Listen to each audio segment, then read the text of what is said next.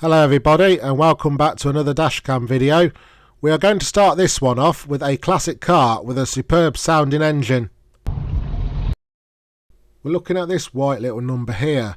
Now, as I've said before, I'm not up on what make and models cars are, but I think this is a Ford GT anyway. But let me know down in the comments if I'm wrong or right. Now, the lights up ahead will turn green shortly, and just listen to this car as she goes past me. Sounds absolutely beautiful.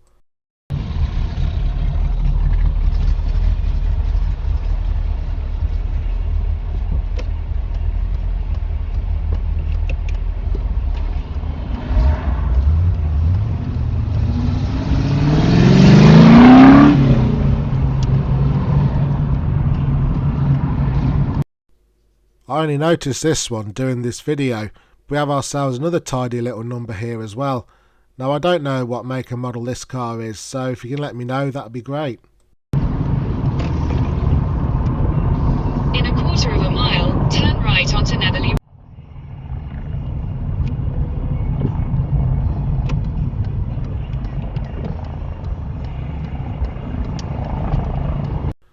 We're a little bit further on from the previous clip, and that whirring sound you can hear is the air ambulance looking for a place to land. Inside drive.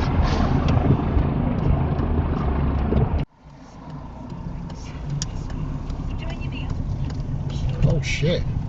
Now, I did make a quick detour into Asda there, and coming back out onto Ashby Road, which has now been closed off, you can see why the air ambulance was flying around. I understand a cyclist, I think it was a cyclist or a motorcyclist, had been involved in a collision with a road vehicle. There was two buses up there that were parked up. Now, I don't know if they were involved or not. One bus was actually positioned diagonally across the road. Now, whether that's been positioned like that to protect the rider, I don't know. But I just hope that the person involved makes a full and speedy recovery.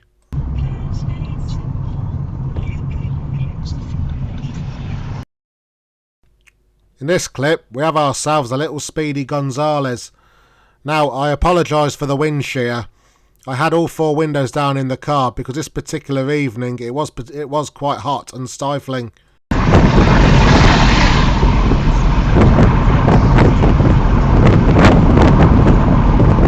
And he takes that bend on the wrong side of the road as well.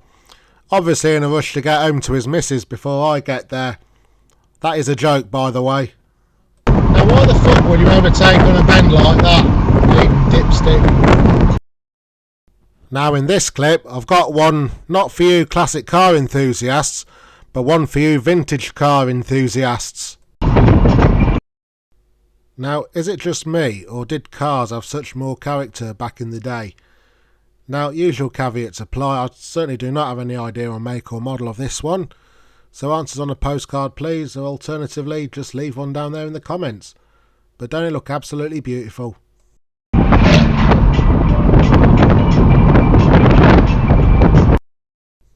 In this clip we're on the A5. Now, the A5 around Hinckley is quite a busy road at the best of times.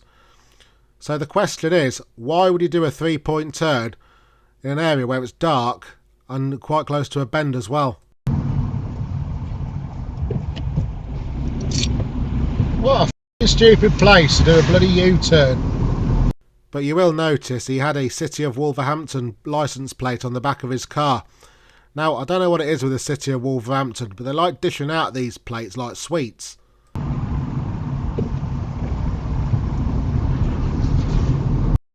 In this clip, we have a lorry driver who has the horn, literally. Now, he does flash his lights and he does blow his horn, but he's actually blowing at his mate who's actually behind me, coming the other way.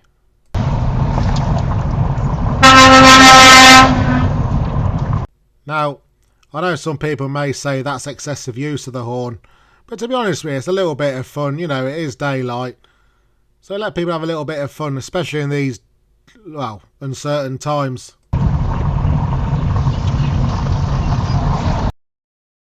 In this clip, we're looking at a blue Audi, which you will see in a minute on the right hand side. Now, we've got a bit of traffic now on this road because there's temporary roadworks up ahead.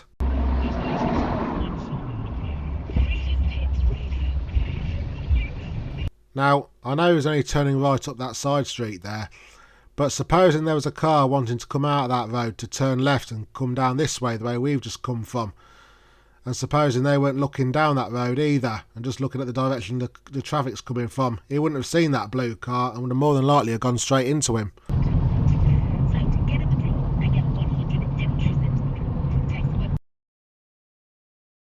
And we've got another one for you classic car and vintage car enthusiasts. As always, usual caveats apply, so if you let me know down in the comments what this car is, I'll be most grateful.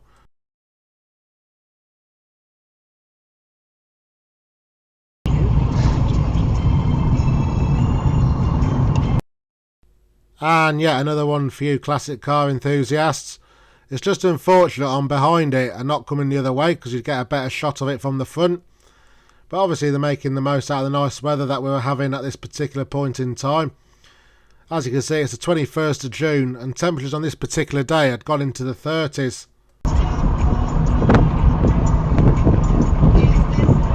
Take the next right to stay on Leicester Road, then turn right onto Melton Road. But we soon part company and go our separate ways.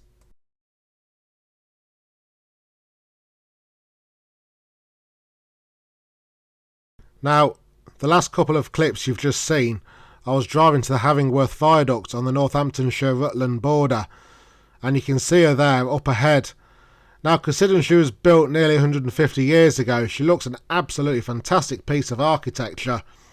You've got to give it to our Victorian ancestors. They certainly knew how to build things back in the day. I will link that video at the end of this video as well for you guys to have a look at if you haven't already seen it. You have arrived. Now, having had a few hours down at the viaduct with the drone and also with my stills camera, I'm on my way back home now. And there she is again. I'll just let this run for a little bit so you can have a look at it. I did have the car radio on at this point, hence why you won't hear any natural sound, just in case there's any YouTube copyright strikes or anything like that. Now, we are literally just a little bit further on from the viaduct, and I want to show you guys this if you haven't already seen it before on other people's channels or seen it yourself.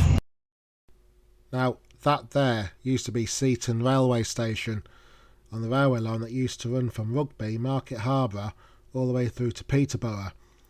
There was also a branch line to Uppingham and also a branch to Stamford, which of course Stamford is still on the active line between Leicester and Peterborough today. Uppingham closed in 1960, whilst the line to Stamford and this main line throughout between Rugby and Peterborough closed in 1966, just one of many victims of the infamous Beeching Acts.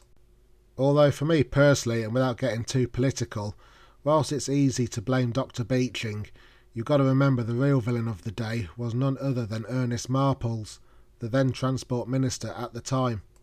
In a quarter of a mile, continue straight. Now, in this clip, I'm on the M1 southbound. I've just come off the A46 and I'll be coming off at the next junction anyway for the M69 to go back home. Now, as you can see, in lane 2 we've got a lorry there. That's not a problem because that lane there stays on as the M1 southbound, while the lane I'm in becomes the M69 slip road and also the road to go into Leicester as well. But here, now I wish I had a rear view camera here. I had a car right up my backside, and I think he was edging me forward to try and undertake this lorry, but there's no way on earth I was going to do that. I'll be in his blind spot for a bit for a start, and I don't fancy playing chicken with a big truck like that. At the end of the day, you've got two other lanes there on the right hand side you could have used to overtake and go round.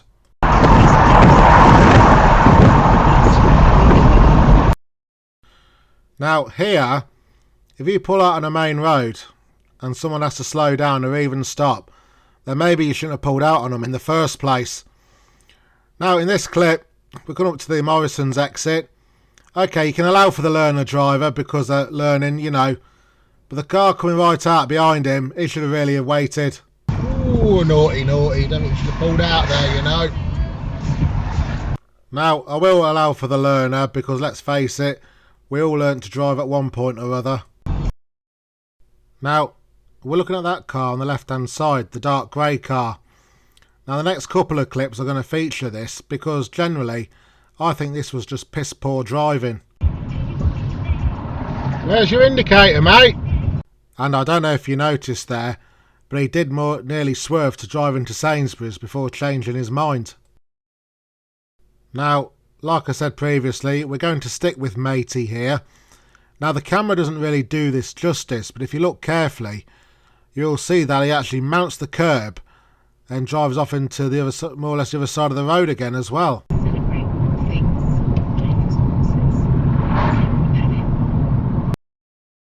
And then matey's final act, down at the A5M69 junction, you just dilly-dally between lanes without indicating.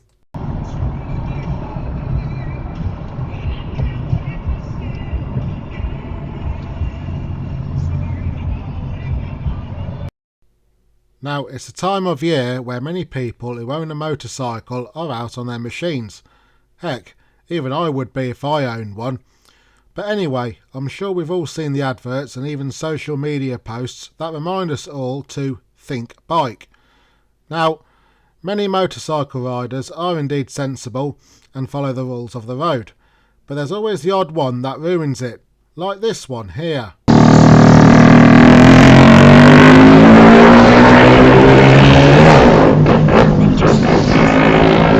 I mean, seriously, why would you undertake an overtake like that?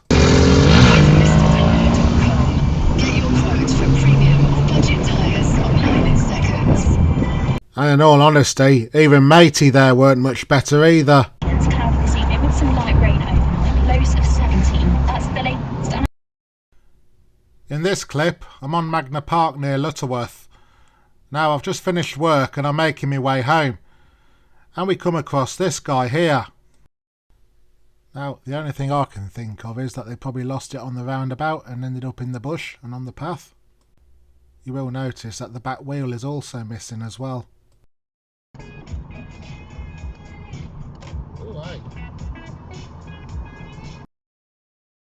And yet we have another one for you classic car and vintage car enthusiasts, as you can see here. Now, the usual caveats apply, but you've got to admit it does look nice in the early afternoon summer sun.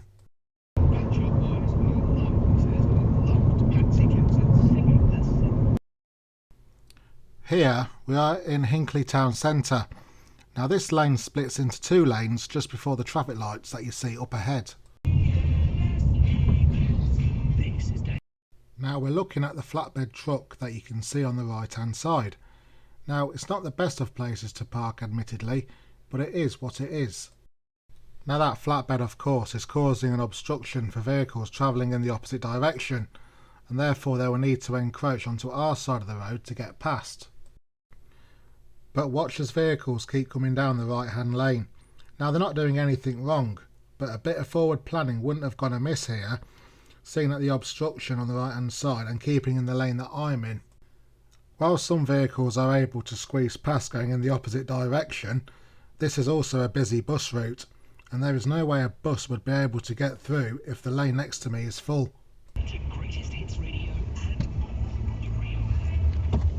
Probably not a good idea using that lane. Well, that van's parked there. Now we're on the road between Magna Park and Wolvie. Up ahead we have a crossroads with the B4455, the Foss Way. We do have priority with traffic on the Foss Way having to give way to us. Now a tractor and trailer appear on the right hand side. I can see the driver, so he should be able to see me, right? I think you could have been a bit more observant there, mate. Now, I'm not one to have a dig at farmers or anything. I fully respect them 100%. Or maybe he misjudged the speed I was approaching, I don't know.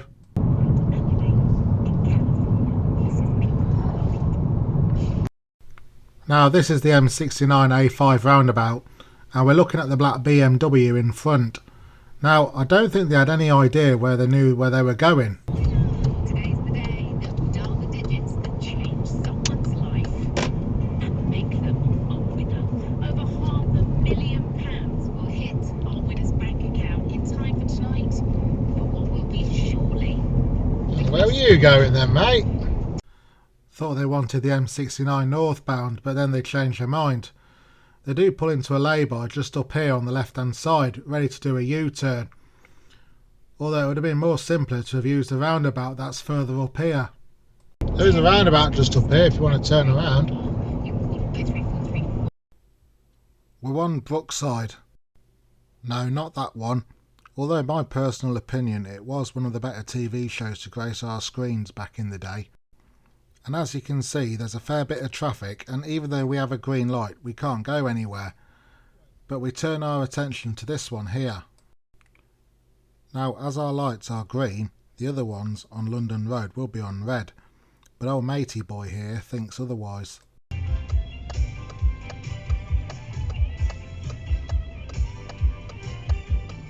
Hey, read them red light just then.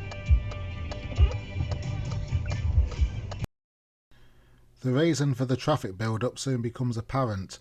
A HGV that has parked up on the left-hand side of the road. You will notice that it is from mainland Europe. Now I do excuse overseas drivers and give them some leeway. I don't know if they were making a delivery or they were just lost and asking for directions. Not the best places to park, mate.